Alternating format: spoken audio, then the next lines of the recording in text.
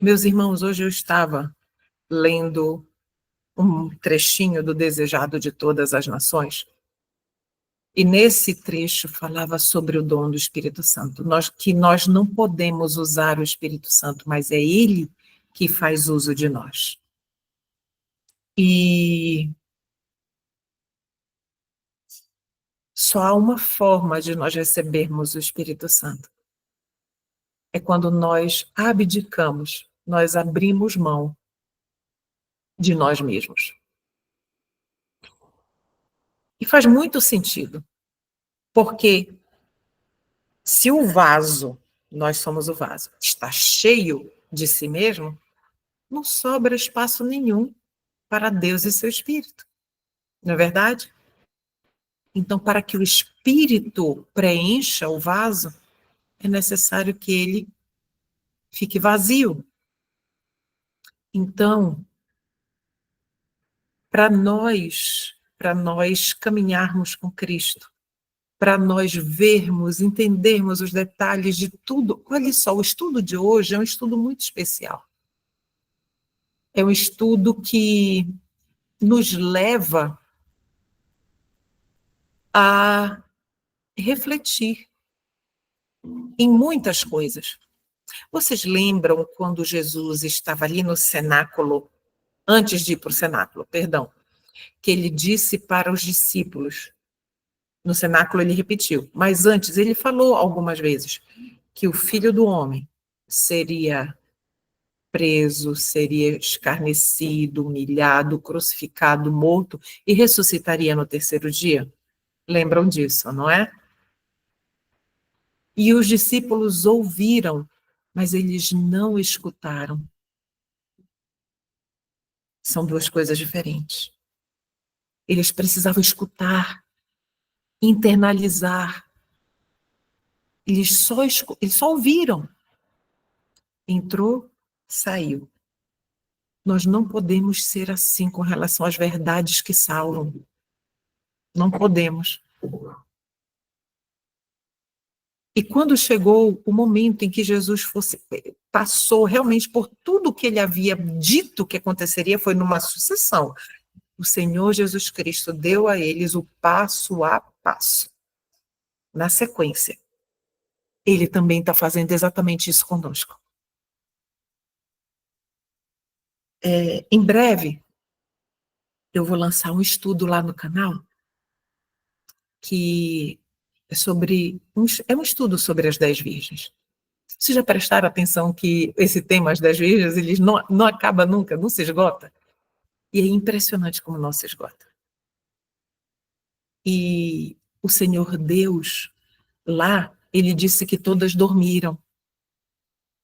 Todas as 10 dormiram. Isso significa que se nós não estivermos como Enoque, caminhando com Jesus, esvaziando o vaso para que o Espírito Santo tome posse de toda a nossa vida, nós seremos encontrados dormindo também. E isso é muito sério, porque dormir para um grupo significou perdição eterna. Então, o Senhor Jesus Cristo também está nos dando um passo a passo maravilhoso com esse estudo de eventos dos últimos dias. A nós foi revelado tudo. Nós, hoje, com este estudo agora, da volta de Cristo, nós vamos ter acesso a um passo a passo perfeito. Eu não sei se nós estamos aqui como igreja. Nós somos agora uma igreja. Mas nós podemos muito bem, alguns de nós podem ser virgens loucas, sem saber, pensando que é virgem prudente. Deus, o Senhor, Deus nos livre disso. Então, meus irmãos, estejamos atentos até o final. Fique até o final. A última parte, ela traz uma reflexão fortíssima para mim e para você. Tudo bem? Então, agora, eu vou compartilhar aqui o estudo. Nós vamos iniciar. Olha, essa imagem é a coisa mais linda, não é verdade? A Dani, querida Dani, realmente tem um dom maravilhoso. Que o Senhor Jesus Cristo a abençoe ricamente. Mas como esse dia vai ser grandioso. Vai ser grandioso demais. Então, nós vamos estudar agora sobre a volta de Cristo Jesus, o nosso Senhor e o nosso Salvador. E já iniciamos falando sobre a sétima praga e a ressurreição especial. Você está com a sua Bíblia? Então, por gentileza, abra a sua Bíblia. Eu não vou projetar, tá? Abra a sua Bíblia em Apocalipse 16. Nós vamos ler dos versos 18 até o 21. Então, nós sabemos que o capítulo 16 é o capítulo que fala sobre as pragas, né? Então, vamos ver agora a sétima praga. E houve vozes. A sétima praga, é na sétima praga, logo após ela que Jesus volta. E houve vozes e trovões e relâmpagos e um grande terremoto, como nunca houve desde que há homens sobre a terra. Tão poderoso terremoto e tão grande. Verso 19. E a grande cidade foi dividida em 3 partes, e as cidades das nações caíram, e a grande Babilônia veio à lembrança diante de Deus, para dar-lhe do cálice do vinho da fúria de sua ira. Verso 20. E toda a ilha fugiu, e as montanhas não foram encontradas. 21. E caiu sobre os homens, essa é a sétima praga, e caiu sobre os homens um grande granizo do céu. Cada pedra com peso de cerca de 1 talento. 1 talento, há muito tempo, eu fiz uma pesquisa, era um pouco mais de 40 quilos. E os homens blasfemaram a Deus por causa da praga do granizo, porque sua praga é extremamente grande. Então, aqui, este é o contexto que antecede a vinda de Cristo. É isso que vai estar acontecendo na Terra antes de Jesus voltar. Isso estará acontecendo em muitas partes do mundo. Granizo. Tem outras versões que eu não me recordo, saraiva, né? Aí, grandes pedras de saraiva, cada um do peso de 1 talento, estão a fazer sua obra de destruição. Isso está no Eventos Finais, Eventos dos Últimos Dias. Abrem-se sepulturas, e muitos dos que dormem no pó da terra ressuscitarão, uns para a vida eterna e outros para a vergonha e desprezo eterno. Todos os que morreram na fé da mensagem do terceiro anjo saem do túmulo glorificados para ouvirem o concerto de paz, estabelecido por Deus com os que guardaram a sua lei. Muita atenção, o concerto de paz. Os mesmos que o traspassaram, como diz lá em Apocalipse 1:7, ou seja, os que zombaram e escarneceram da agonia de Cristo, e os mais acérrimos inimigos de sua verdade e povo, ressuscitam para contemplá-lo em sua glória e ver a honra conferida aos fiéis e obedientes. Então, nós temos aqui uma sequência. Praga, a saraiva, né? As pedras gigantescas de mais de 40 quilos. Você já pensou o que é isso? Mais de 40 quilos? Caindo sobre... Vai ser um morticínio tremendo. Uma destruição terrível. Porque imagine do céu caindo uma pedra de 40 quilos. Ninguém fica. Não fica nada, não sobra nada. Né? E aí depois Abrem-se sepulturas, as pessoas, alguns ressuscitam para a vergonha e horror eterno, aqueles que maltrataram Jesus também ressuscitam para vê-lo vir, eles vão ressuscitar exclusivamente para isso. Então, este é o cenário em sucessão que nos é apresentado a partir da sétima praga. E então tem o concerto de paz. Ali, as pessoas que guardaram, como o texto disse, que foram fiéis na guarda do sábado, e que passaram pelo tempo de angústia, tal qual nunca houve, o Senhor Deus os honrará, dizendo a eles exatamente o dia e a hora que ele vai voltar. Logo ouvimos o livro Eventos Finais, a serva do Senhor nos diz o seguinte: logo ouvimos a voz de Deus, semelhante a muitas águas, a qual anunciou o dia e a hora da vinda de Jesus. Os santos vivos, em número de 144 mil, reconheceram e entenderam a voz, ao passo que os ímpios julgaram fosse um trovão ou terremoto. 144 mil vivos em número. Muito bem. Não tenho, aí Ellen White diz o seguinte: isso tudo que nós estamos lendo, o Senhor Deus apresentou ela em visão, ela viu.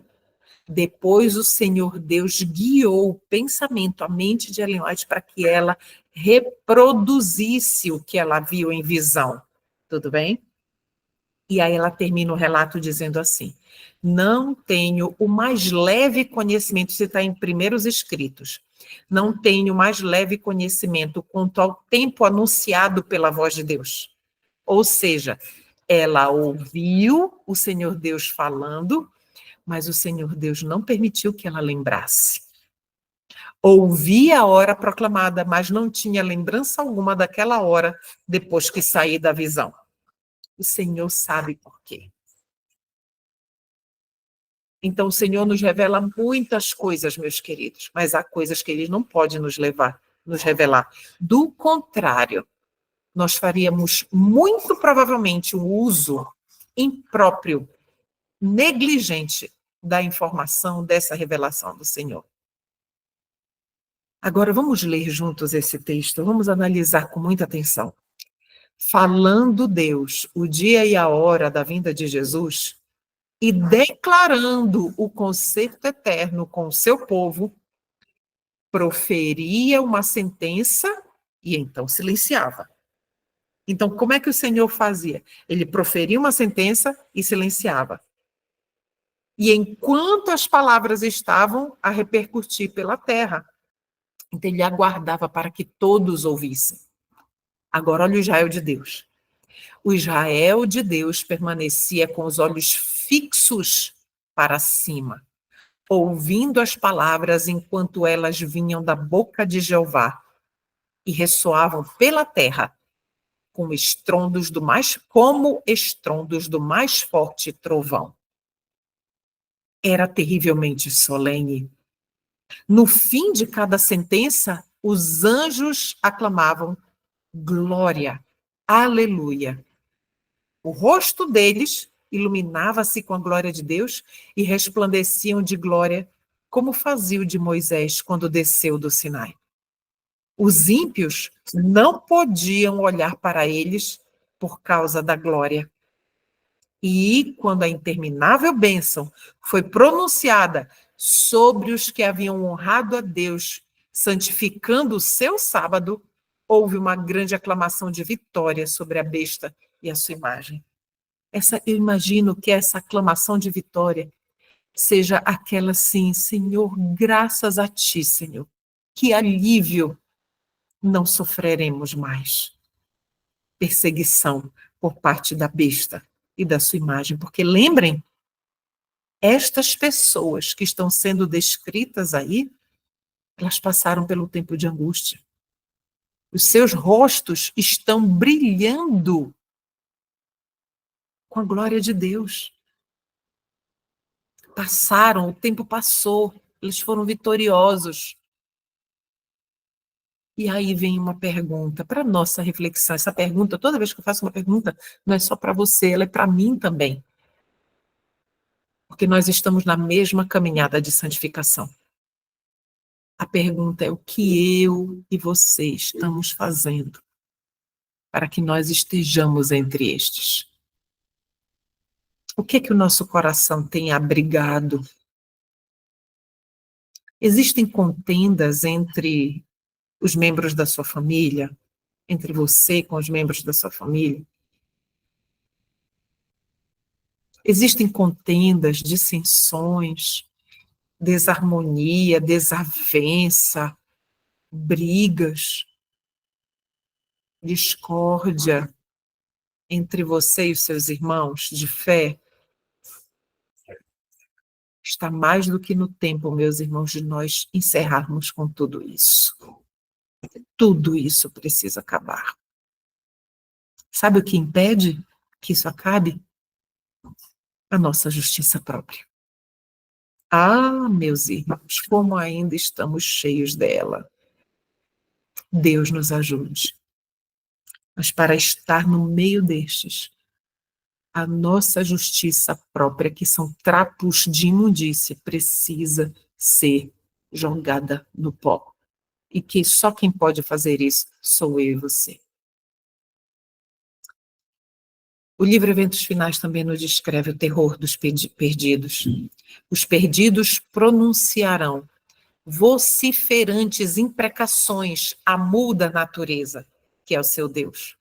Montanhas e rochedos, caí sobre nós e escondei-nos do rosto daquele que está sentado sobre o trono. É o que eles pedirão, os ímpios. Aqueles que estarão vivos e verão que eles perderam todas as oportunidades, desprezaram todas as oportunidades. Os ricos lastimam a destruição de suas soberbas casas, a dispersão de seu ouro e prata. Os ímpios estão cheios de pesar, não por causa de sua pecaminosa negligência para com Deus e seus semelhantes, mas porque Deus venceu. Olha só, os ímpios, sabendo que já estão plenamente convictos de que eles são inimigos de Deus, estão assim, cheios de pesar porque Deus venceu. Lamentam que o resultado seja o que é, mas não se arrependem de sua impiedade. Perderam todas as oportunidades, desprezaram, negligenciaram. E Jesus vem com poder e glória. Surge logo no Oriente uma pequena nuvem negra. No Oriente. Grava isso. Jesus virá por Órion. Órion. Surge logo no Oriente uma pequena nuvem negra, aproximadamente da metade do tamanho da mão de um homem. É a nuvem que rodeia o Salvador e que à distância parece que estar envolto, parece um negócio pretinho, envolto em trevas. O povo de Deus sabe ser esse o sinal do Filho do Homem. O povo de Deus vai saber, vai discernir. Em solene silêncio. Fitam o quê? A pequena nuvem negra, enquanto se aproxima da terra, mais e mais brilhante e gloriosa, até se tornar grande nuvem branca, mostrando na base uma glória semelhante ao fogo consumidor e encimada pelo arco-íris do concerto. A esperança, a promessa, o arco-íris da promessa. Qual foi a principal promessa que Jesus fez? Nunca, jamais te abandonarei. Eis que estarei convosco todos os dias até a consumação dos séculos. Essa foi a principal. Ele prometeu que nunca nos abandonaria e que estaria sempre conosco, até que ele voltasse. E aí não nos separaríamos nunca mais. É isso, meus irmãos. Assim que vem o nosso Redentor. E essa frase, despertai vós que dormis, levantai-vos.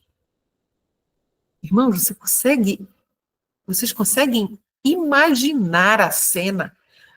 Se nós estivermos vivos, nós vamos ver com os olhos do nosso rosto as pessoas ressuscitando. Já pensou? Ver um morto ressuscitar? E não é só um, não. São milhares de mortos ressuscitando. Os preciosos mortos, desde Adão aos últimos santos que morrerem, hão de ouvir a voz do Filho de Deus e sairão dos sepulcros para a vida imortal. Por entre as vacilações da terra, o clarão do relâmpago, o ribombo do trovão, a voz do Filho de Deus chama os santos que dormem. Ele olha para a sepultura dos justos e, levantando as mãos para o céu, brada: despertai, despertai, despertai, vós que dormis no pó, e surgi. Por todo o comprimento e largura da terra, atenção, toda a terra, o planeta inteiro, os mortos ouvirão aquela voz, e os que ouvirem, viverão. E a terra inteira ressoará com o passar do exército extraordinariamente grande de toda a nação, tribo, língua e povo. Do cárcere da morte vêm eles, revestidos de glória imortal, clamando: onde está, ó morte, o teu aguilhão? Onde está, ó inferno, a tua vitória? 1 Coríntios 15, 55. E os vivos justos e os santos ressuscitados unem as vozes em prolongada e jubilosa aclamação de vitória. Isso está lá no grande conflito. Então aí dois grupos vão se unir. Os vivos justos, os 144 mil, e esses santos que era uma multidão, é uma multidão incontável. Todos vão se unir em uma aclamação de vitória. Não tem como imaginar como vai ser. Não tem como. Só estando lá. Então, eu e você precisamos caminhar aqui, dia a dia, momento a momento, para que nós estejamos lá. De cavernas, covas e calabouços. Vamos ver, então? Os herdeiros de Deus vieram das águas furtadas. Eu fui pesquisar o que significava essas águas furtadas. A junção de telhados. Faz aqui, eles chamam de água. Água. O telhado, quando ele é assim, então aqui tem uma água, tem outra água. Eles se unem, certo? Então, as águas furtadas é onde passa aqui no meio. Só que, quando eu fui no original em inglês, a palavra dizia que era o sótão, né? Aquele que fica como se fosse um depósito, assim, entre o telhado e o rufo, ou então o forro da casa, ou a laje.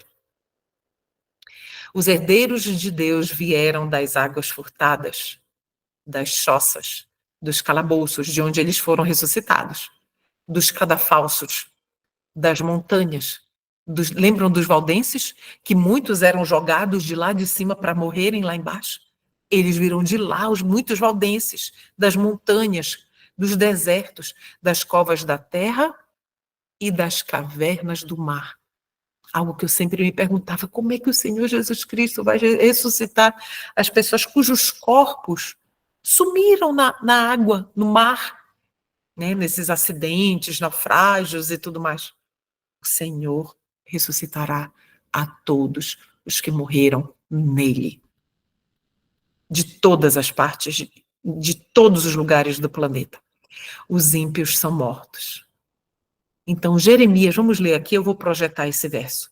Jeremias 25, 33 nos diz o seguinte: e serão os mortos do Senhor, falando dos ímpios, naquele dia, desde uma extremidade da terra até a outra extremidade da terra. Não serão pranteados, nem recolhidos, nem sepultados.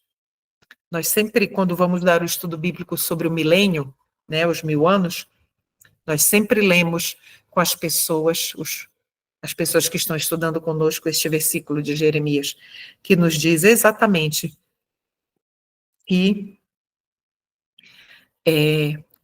os mortos serão tantos que eles ficarão como esterco sobre a terra. Não serão pranteados e nem sepultados. Né? Essa será a justa recompensa das suas próprias escolhas. Por ocasião da vinda de Cristo, os ímpios são eliminados da face de toda a terra, consumidos pelo espírito de sua boca e destruídos pelo resplendor de sua glória.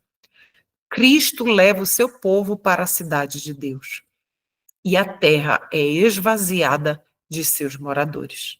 A terra ficará semelhante a antes de ser povoada. Ai, deixa eu voltar aqui, vamos voltar. Pronto. Para isso, eu estava lendo, quando eu estava preparando esse estudo, eu disse, Senhor, que explicação perfeita é essa que o Senhor está dando aqui? Olha a explicação que o Senhor nos dá para isso que nós estamos estudando hoje, para o que vai levar os ímpios, o que leva, de fato, os ímpios a não terem mais nenhuma oportunidade. Olha só, para o pecado, vamos falar sobre pecado, tá bom? Para o pecado, onde quer que se encontre, nosso Deus é um fogo consumidor. Então, vamos parar bem aqui para nós entendermos. Então, vamos ver o seguinte exemplo. Se o Senhor, ao voltar das nuvens dos céus, se aqui na terra estivessem somente anjos, anjos que não pecaram, sem pecado, o resplendor da glória de Deus os fulminaria? Sim ou não? Não, porque neles não há pecado. Mas onde há o pecado, o Senhor Deus é um fogo consumidor, destrói o pecado. Tudo bem? Vamos continuar. O Espírito de Deus consumirá pecado em todos quantos se submeterem a seu poder. Exemplo, se eu, Cleuma, dia a dia, me submeto à ação do Espírito Santo, à ação de Deus, por meio do Espírito Santo, para transformar minha vida, confessando pecados, arrependendo-me, orando, afastando-me do pecado, daquilo que me leva a cair. Se eu confiar momento a momento em Cristo, para que Ele transforme a minha vida, para que Ele me livre de mim mesma, dos meus gostos ruins, que Ele renove tudo em mim, então o Espírito de Deus vai consumindo esse pecado em mim e vai eliminando, vai destruindo o pecado em mim. Tudo bem? Agora vamos continuar a leitura. Se os homens, porém, se apegarem ao pecado, ficarão com ele identificados. Ou seja, ele e o pecado serão um só. Não tem mais como, se identificou tanto que não tem mais como separar. Então a glória de Deus, que destrói o pecado, não o homem, destrói o pecado, tem que destruí-los, porque eles já são um com o pecado. Entende? O lago de fogo e enxofre não foi preparado para nenhum ser humano. Foi preparado para o diabo e os seus anjos. Mas também, o que vai estar lá no lago de fogo e enxofre? Todo aquele que se identificou com o diabo e seus anjos. Então, é para estes que também será. Então, meus irmãos, o Senhor Deus, Ele nos mostra, nos explica claramente, primeiro, que nós não precisamos nos desesperar, Porque há esperança, ainda há graça. Há esperança para mim e para você. Mas também nós não podemos esquecer que este ato de destruição dos ímpios que o Senhor Deus fará é um ato de misericórdia. Vamos entender? Poderiam aqueles cuja vida, é uma pergunta, tá? Então, poderiam aqueles cuja vida foi empregada em rebelião contra Deus ser subitamente transportados para o céu e testemunhar o estado elevado e santo de perfeição que ali sempre existe, estando toda a alma cheia de amor, todo o rosto irradiando alegria lá no céu, ele contemplando tudo isso, ecoando em honra de Deus e do Cordeiro, uma arrebatadora música em acordes melodiosos, e fluindo da face daquele que se assenta sobre o trono, uma incessante torrente de luz sobre os gemidos. Sim, poderiam aqueles cujo coração está cheio de ódio a Deus, ódio à verdade e ódio à santidade, unir-se à multidão celestial e participar de seus cantos de louvor? Não seria uma incoerência? Querendo estar no céu, mas não gostando do dono do céu? Não odiando tudo que vem de Deus? Entende? Não tendo prazer, buscaram os seus prazeres terrenos e carnais, enquanto que no céu tem pureza e santidade, louvores. O texto continua.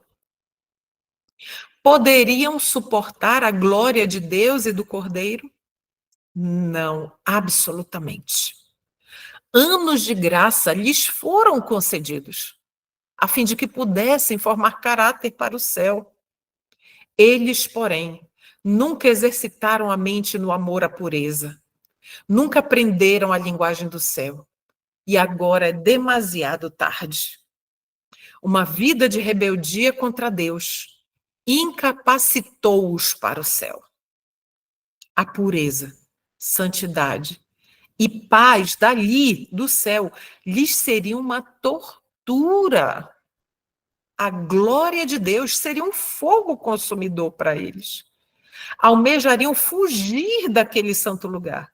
Receberiam alegremente, olha só que terrível. Receberiam alegremente a destruição, para que pudessem esconder-se da face daquele que morreu para os remir. O destino dos ímpios se fixa por sua própria escolha. Sua exclusão do céu é espontânea, é livre. Da sua parte, é justa e misericordiosa da parte de Deus. Isso também está no grande conflito.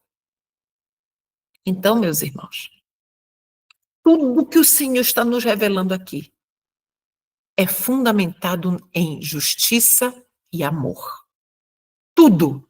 Justiça e amor. E até a destruição dos ímpios é um ato de misericórdia. Então, vamos avançar. Os justos vivos são transformados no momento, no abrir e fechar de olhos. Depois, a voz de Deus foram eles glorificados e agora tornam-se imortais. Na sequência, e os santos ressuscitados são arrebatados para encontrar com seu Senhor nos ares. Você já pensou? Vocês já sabiam aqui, abrindo parênteses, assim, eu já tentei me imaginar voando para encontrar com Jesus. Senhor, eu não sei, hoje não vou mais em parques de diversões, mas já fui. E naquela, tipo montanha-russa, quando vai aquele que parece que falta alguma coisa, fica um vazio dentro da gente, ou então o marido está dirigindo assim na estrada e tem que fazer um negócio assim, parece que falta um negócio, falta o ar e tudo. Senhor, será que é isso que eu vou sentir quando eu estiver subindo para encontrar com o Senhor, eu falando com Jesus? Fecha parênteses. E os santos ressuscitados são arrebatados para encontrar com seu Senhor nos ares. Ah, meus irmãos, os anjos, atenção, ajuntarão os escolhidos de Cristo desde os quatro ventos de uma a outra extremidade dos céus. Os santos anjos vão nos conduzir. Sim, olha, não dá para imaginar, é grandioso demais, não é? Criancinhas são levadas pelos santos anjos aos braços de suas mães. Amigos há muito separados pela morte reúnem-se para nunca mais se separarem. E com cânticos de alegria sobem, ascendem juntamente, todos juntos, para a cidade de Deus. Eu acho que eu e você, todas as pessoas que estão assistindo agora presencialmente e as que vão assistir pelo YouTube depois, se juntar à nossa alegria de nós todos juntos, não vai se comparar à alegria que nós vamos sentir nesse dia. Não vai. Todos nós entramos na nuvem. Olha que o Senhor, olha a bondade do Senhor. Ele está descrevendo, ele mostrou para Ellen White como vai ser o futuro.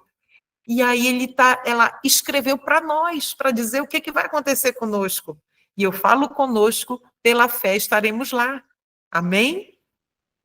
Todos nós entramos na nuvem. E estivemos 7 dias ascendendo para o mar de vidro. Olha só, nós não é, ser teleportado, teleportagem. Está aqui, está lá no céu. Não, não. A gente vai viajar 7 dias. Você já pensou? Nós vamos ver constelações. Nós vamos viajar por onde? Por Órion. Ai, vai ser lindo demais, Senhor Jesus. E ao avançar o carro, as rodas clamavam, Santo. E as asas, ao se moverem, clamavam, Santo. E o séquito e os santos anjos ao redor da nuvem clamavam, Santo, Santo, Santo é o Senhor Deus Todo-Poderoso. E os santos na nuvem clamavam, Glória, Aleluia. Glória, Aleluia. Nós clamaremos em nome do Senhor Jesus Cristo, nosso Salvador. E os santos recebem coroas e harpas lá no céu. Vi então um grandíssimo número, Ellen White dizendo, de anjos trazerem da cidade, eles vinham carregando algumas coisas especiais. A gente ainda não tinha entrado. Trazerem da cidade, olha só, eles vinham da cidade, quer dizer que a gente estava fora. Da cidade gloriosas coroas, sendo uma para cada santo. Sabe o que eu acho? Que é o nosso anjo da guarda que vai trazer para nós? Vocês já haviam pensado nisso? Só pode, porque é o nosso anjo da guarda que nos conhece muito bem desde que a gente estava na barriga da mamãe. Sendo uma para cada santo, com seu nome escrito na mesma. Pedindo Jesus as coroas aos anjos, apresentaram-nas a ele, e com sua própria destra o adorável Jesus as colocou sobre sobre a cabeça dos santos. Sobre o mar de vidro, os 144.000 ficaram em quadrado perfeito. Eu sempre me perguntei o que simboliza esse quadrado, por que o Senhor explicou que era um quadrado perfeito, né? Eles estavam ali perfeitamente unidos em propósito, em pensamento. Eles estavam ali perfeitamente unidos em tudo, em todos os detalhes da vida, em todos os detalhes da vida cristã, do compromisso, da abnegação, sabe? Tudo, um quadrado perfeito. Todos com o caráter de Cristo, ainda aqui na terra, levaram este mesmo caráter para o céu. Alguns deles tinham coroas muito brilhantes, outros não tanto. Algumas coroas pareciam repletas de estrelas, ao passo que outras tinham poucas. Essa parte sempre me emociona. Perdão, meus irmãos. Todos estavam perfeitamente satisfeitos com sua coroa, independente de sua aparência. Independentemente de sua aparência. Então, assim, eu fico pensando, irmãos, qual é o valor de uma alma? Qual é o valor de uma alma? O que você estaria disposto a fazer por uma alma por quem Cristo morreu? Sabe?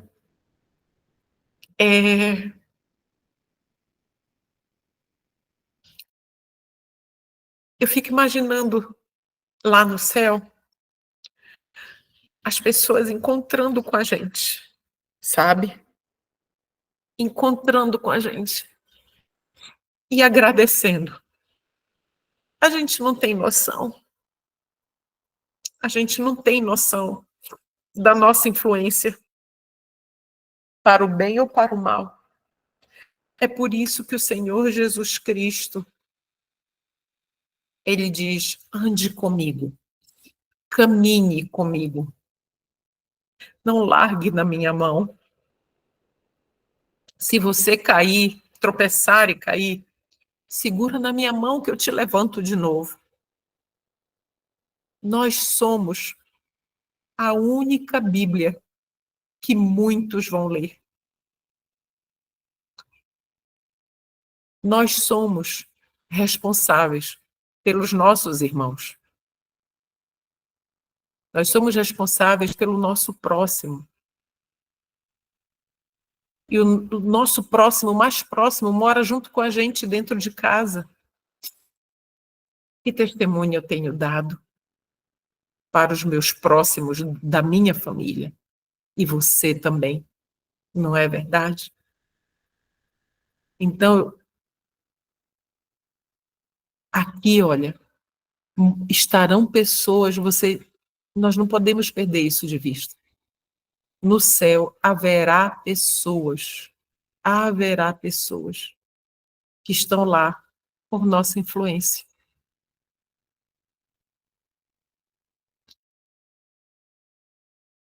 Não haverá ninguém salvo no céu com uma coroa sem estrelas. Já pensou? Lá no céu, todas as pessoas terão estrelas em suas coroas. Se entrardes ali, haverá alguma pessoa nas cortes da glória que encontrou entrada ali por vosso intermédio. Você já pensou nisso? Paulo disse que ele queria se gastar pelo evangelho. Você está disposto a isso? Quando eu falo em gastar-se pelo evangelho, não é necessariamente você sair pregando em outros lugares, viajando, fazendo viagem disso, e não é isso, se gastar pelo evangelho. Se gastar pelo evangelho, meus irmãos, é primeiro estar à disposição de Jesus para ser um vaso de bênção para Ele, aonde Ele nos colocar, naquela nossa posição de influência. Isso é se gastar por Cristo. Se gastar pelo Evangelho é acordar de madrugada e chorar de joelhos pela nossa própria condição e clamar a misericórdia de Deus.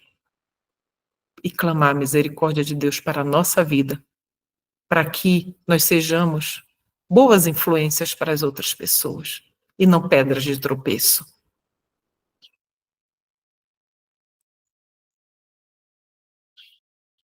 Antes de entrar na cidade de Deus, o Salvador entrega.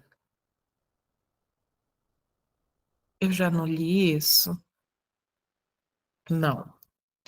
Antes de entrar na cidade de Deus, o Salvador concede a seus seguidores os emblemas da vitória, conferindo-lhes as insígnias de sua condição real. As fileiras esplendentes, são dispostas em forma de um quadrado aberto ao centro e em redor de seu rei. Sobre a cabeça dos vencedores, Jesus, com sua própria destra, põe a coroa de glória. Em cada mão são colocadas a palma do vencedor e a harpa resplandecente. Então, ao desferirem as notas, os anjos dirigentes, todas as mãos deslizam com maestria sobre as cordas da harpa, tirando-lhes suave música em ricos e melodiosos acordes. O dom da música o Senhor Deus concede. Naquele momento, instantaneamente, nós vamos saber tocar harpa. Já pensou que coisa linda? Eu amo instrumentos de corda. A harpa é a coisa mais suave, mais delicada, nossa. Diante da multidão de resgatados está a Santa Cidade. Jesus abre amplamente as portas de pérolas. Já pensou? A porta é de uma pérola só, grandona assim, gigantesca. E as nações que observaram a verdade entram. Os povos de todas as nações, representantes de todas as nações, que observaram a verdade, entram. Olha que cena linda. E aí eu faço uma pergunta para você, minha irmã, e para você, meu irmão. E a sua preparação para este dia? Como está sendo? Eu queria compartilhar agora com vocês a nossa reflexão final. Ela é baseada, se você puder anotar, ela é baseada no livro Atos dos Apóstolos, de Ellen White, o capítulo 55. Seria importante ler o capítulo todo. Mas deste capítulo, eu extraí o trecho que nós vamos analisar agora. Reflete o processo. O que nós vamos ler é o processo de preparação de duas pessoas na Bíblia que andaram com Jesus. E que nesse processo de preparação, um se preparou para a vida eterna e outro se preparou para a perdição eterna por meio das escolhas conscientes que fizeram. E ao lermos, eu peço que os irmãos, vocês, meus irmãos de fé, que vocês se coloquem ali. Foi assim que eu li a primeira vez para mim. Coloque-se ali, tá bom? Então vamos ler juntos. É a nossa reflexão final. João e Judas. Quando o caráter do ser divino, Jesus, lhe foi manifestado, João viu suas próprias deficiências e foi feito humilde pela revelação.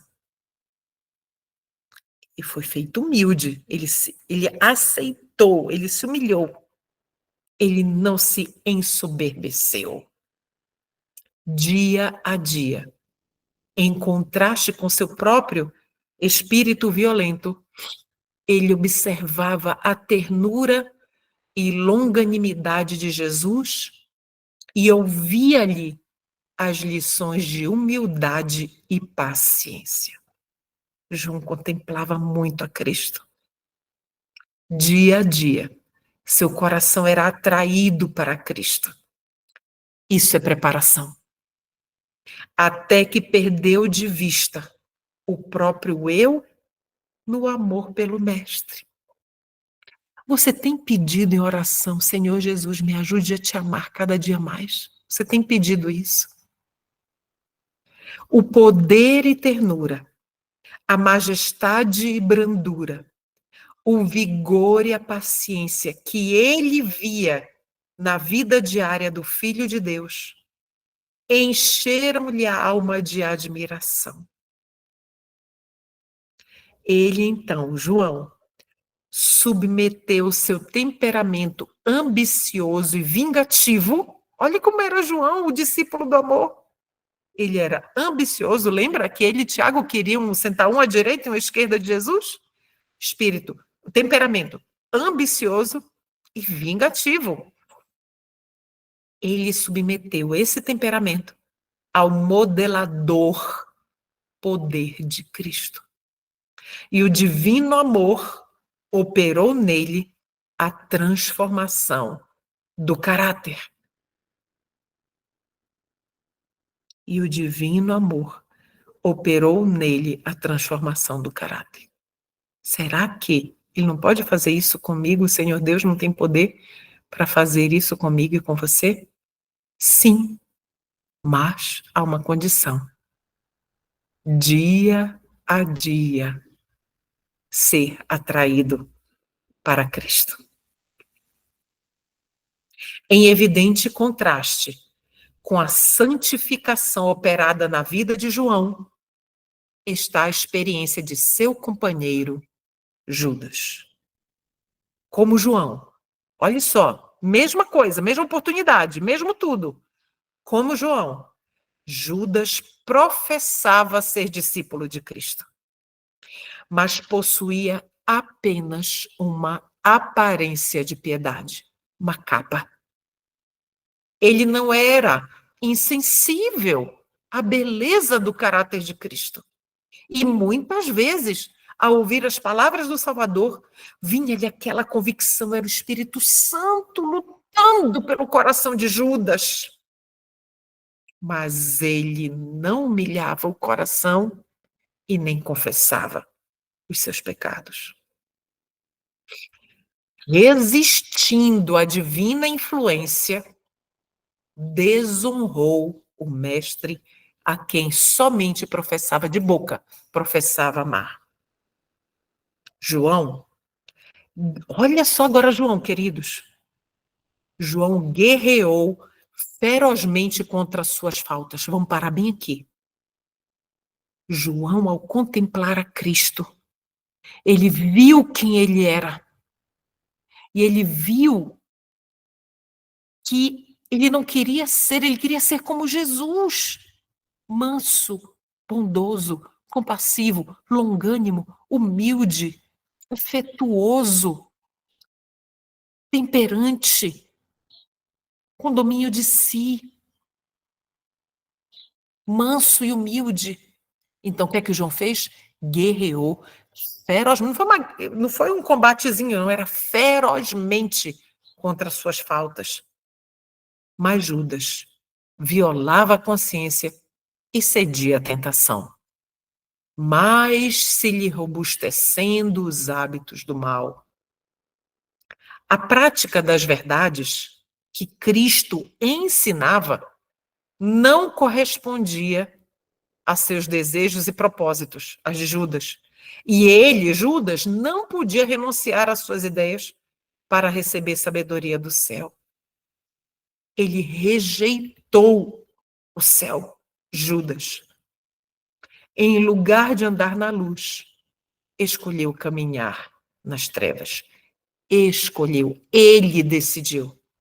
Os maus desejos, a cobiça, as paixões vingativas, os pensamentos soturnos, tenebrosos, foram acariciados até que Satanás alcançou sobre ele pleno controle. Pleno controle. João e Judas representam aqueles que professam ser seguidores de Cristo. Ambos esses discípulos tiveram as mesmas oportunidades de estudar e seguir o divino modelo. Mesmas oportunidades. Ambos estiveram intimamente ligados a Jesus e experimentaram o mesmo privilégio de ouvir-lhe os ensinos. Ambos possuíam sérios defeitos de caráter e ambos tiveram acesso à divina graça que transforma o caráter. Aí vem o mais trágico.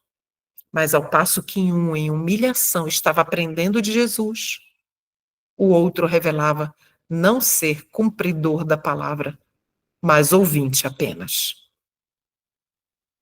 Apenas ouvinte. Lembra da parábola do semeador? Um, morrendo diariamente para o eu e vencendo o pecado, era santificado pela verdade.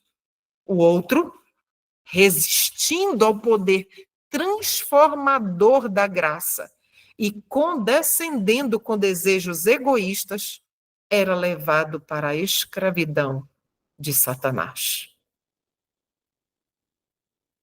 Uma transformação de caráter, como a que se vê na vida de João, é sempre o resultado de quê, meus irmãos? Está sublinhado aí?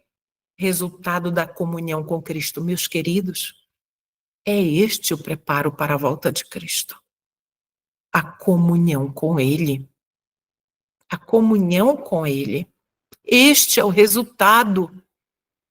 Este é o resultado, não. Este é o preparo que nos trará como resultado poder contemplar a Cristo com os olhos do nosso rosto vindo nas nuvens do céu. Pode haver marcados defeitos na vida de um indivíduo. Com certeza, você, como eu, temos muitos defeitos. Contudo, olha o texto, quando ele se torna um verdadeiro discípulo de Cristo, o poder da divina graça transforma-o e o santifica. A graça. Contemplando como no espelho a glória do Senhor, é transformado de glória em glória até alcançar a semelhança daquele a quem adora. De glória em glória quer dizer de caráter em caráter. Então, o caráter de Cristo vai sendo imputado, transmitido a nós, de forma imperceptível a nós mesmos. Meus irmãos, eu deixo aqui a indicação do livro Atos dos Apóstolos, capítulo 55. Não deixe de ler. Leia, marcando, fazendo todas as marcações, para que o conteúdo riquíssimo e tão espiritual e de tantas lições espirituais desse capítulo possa realmente ensinar mais e mais para cada um de vocês. Que o Senhor Deus nos ajude neste processo que eu e você estamos trilhando, avançando progressivamente. Não podemos mais retroceder. Precisamos avançar. Vamos orar, meus irmãos. Oremos ao Senhor. Pai Santo, como podemos agradecer o Senhor por tanta bondade, tanto amor, ao nos revelar por meio da sua serva, Pai, tudo isso para nós. Somos indignos disso. E mesmo assim, o Senhor Deus nos honra com todas essas informações. Pai querido, não queremos estar entre os ímpios. Não queremos ser virgens loucas. Por favor, Senhor Deus, conduz-nos e grita aos nossos ouvidos se porventura os nossos pés nos conduzirem para a direita ou para a esquerda do caminho estreito, Pai. Grite, Senhor, mas para que nós voltemos para os teus caminhos e não nos separemos mais do Senhor. Queremos seguir junto do Senhor até o fim. Abençoa-nos, Pai. E perdoa nossa negligência se fomos negligentes até este momento. Por favor, Pai querido, obrigada por nos ouvir. Obrigado por este estudo. Obrigado por estas mensagens. Em nome de Jesus. Amém.